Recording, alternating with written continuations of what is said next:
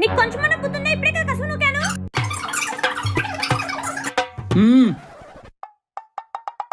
ఓకేనా? హా ఇసిరేసి పో, నేనున్నా కదా కూల్ దాన్ని.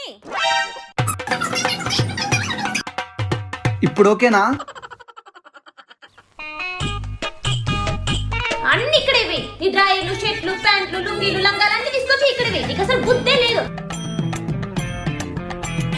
హ్యాపీనా? హో మజా రావట్లేదా? కొట్లాడాలనుందా?